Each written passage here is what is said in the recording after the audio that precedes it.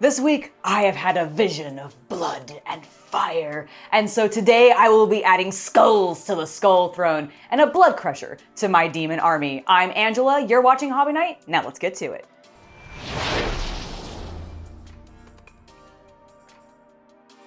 That's right, today I'm going to be painting up a Bloodcrusher, which I think was going to make an ample blood tithe to the blood god, but I am worried that I'm not going to have enough skulls. So, Chaos Cultist, could you come here, please? Could you come here? Come here. Why? Come here. I need you for something. Please come here. Yeah, but I'm busy. I understand, but you see, I got stuff to do. I got this game I'm playing. Have you heard about this Genshin Impact thing? You know, I have, but I need your skull, please. My what? Skulls for the Skull Throne! All right, with the skulls now taken care of, let's get to that blood sacrifice and start painting this Bloodcrusher. In order to make my offering to the blood god look as good as possible, I'm going to be using the Grisaille technique today, also known as slap chop. Now the first step of this is to get the model primed up in a standard gray color tone, which ends up just making it look like unpainted sprue, but I promise there's paint on there.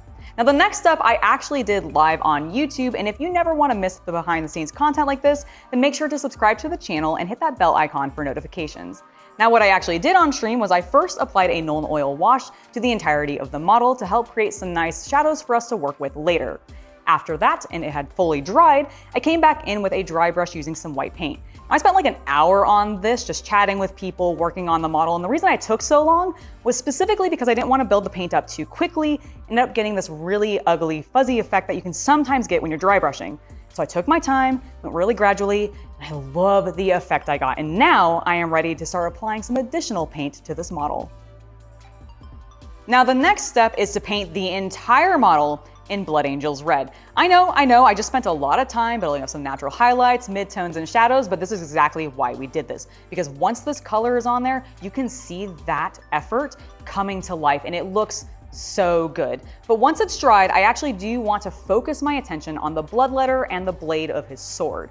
What we're going to do next is some more dry brushing. First, I'm going to pull out some Wyld Rider's Red and apply this liberally to the entirety of the bloodletter and the sword, and then I actually also do apply this a little bit to the Juggernaut's armor. Then I'm going to come back in with Trollslayer Orange. This we're going to be a little bit more focused with. I don't mind if a little bit of this orange color gets on the bloodletter's flesh, but I want to avoid that as much as possible. So we're going to focus on those raised edges, the spines, and his face. Now, we're going to move on to some Yriel Yellow. This is our final highlight color to really make this guy look fiery and warm. And what we're going to be doing is really, again, focusing this color immensely on just those raised bumps on his flesh and the spine. I want those to look like glowing embers in his skin, and I really, really like the way that this turns out. And we can move on to the Juggernaut himself. Next, I want to go ahead and work on the Juggernaut. Bitch! All right. Yeah, 10-year-old memes! Yeah! What we're going to do is we're going to work with two specific metallic color tones, first of which is going to be some Leadbealcher. This is going to go on the underside of the creature to represent his metal flesh.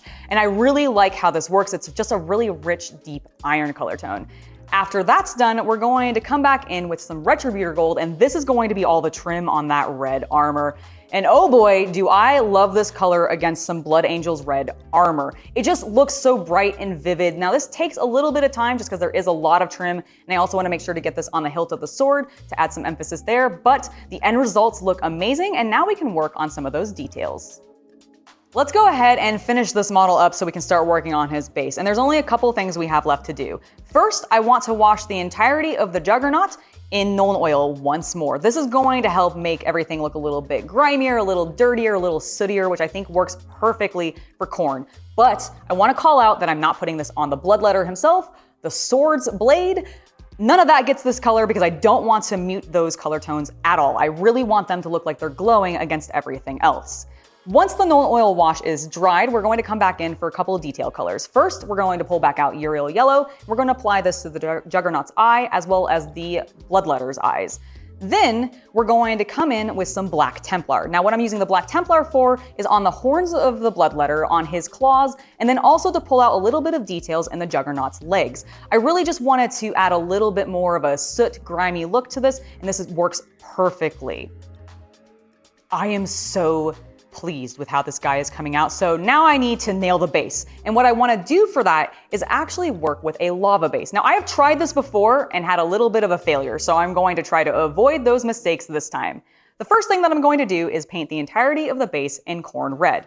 Now, retrospectively, I actually think I should have done this in the same Wild Rider red that I'd used previously and just stuck with those same 3 colors. That's not what I did here, and I still think the effect looks good, but I feel like I can improve it in the future. So once the Khorne red has had time to dry, we are going to come back in with Wild Rider's red and start making some sort of zigzag patterns on the base. It doesn't really matter where you put these, you can adjust them as you want to, but the idea here is to create a haphazard pattern of a couple of different warm color tones to be a lava effect beneath the texture paint we're putting over top of it.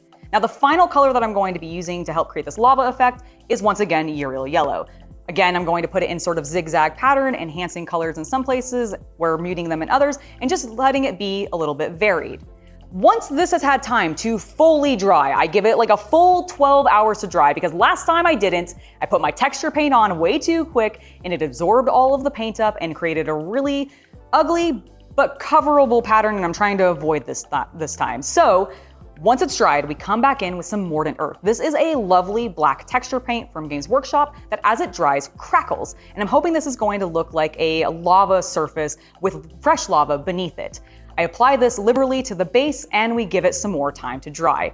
It looks stunning. I absolutely love the way the textures are looking, but I'm actually looking at the model and I'm noticing that the Juggernaut's armor isn't quite standing out as brightly or vividly as I wanted to. So I'm going to take a brief moment here to come back in with some more, I almost called it Balthazar's gold, but I was using Retributor armor and a dry brush this over top all of that gold trim. Being really delicate to try not to get this color anywhere else, but this helps brighten everything back up, and now he's got the very subtlest of shines and it's perfect. Now all I need to do is grab some of my Gamergraph tufts. I grabbed 2 in particular, one that has a red-yellow mix and one that is a nice dark orange that sort of, or not orange, but brown, that sort of makes it look like burnt earth, and apply that to the base and we can take a look at the final model.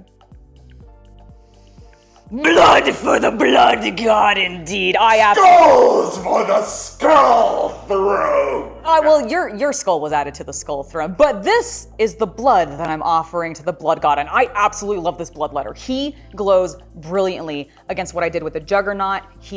I'm so happy. I often get asked on this channel and just in comments of what is my favorite thing that I've painted, and for a long time, it was Abaddon.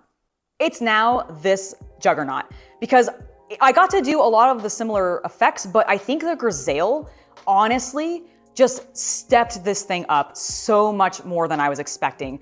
I've never gotten the effect looking this good, and I find that the combination of the Grisaille technique combined with contrast paints and then with the complement of true metallics that I feel like Khorne just needs, it looks so good. It was so fun to paint. It really didn't actually take that much time. The biggest thing that I was waiting on was mostly dry times for some of the Nuln Oil washes, but otherwise it went so fast and I cannot wait to paint more Khorne demons up because I think I'm going to in my off time. Now, if you enjoyed this tutorial, make sure to let me know down in the comments below. And like I said, don't forget to subscribe so you never miss behind the scenes content when I go live streaming. Now, before I head out, I do want to give a huge thank you to my patrons for making it so content like this can continue to happen. Without your guys' support, we would not be doing this, so thank you very, very much.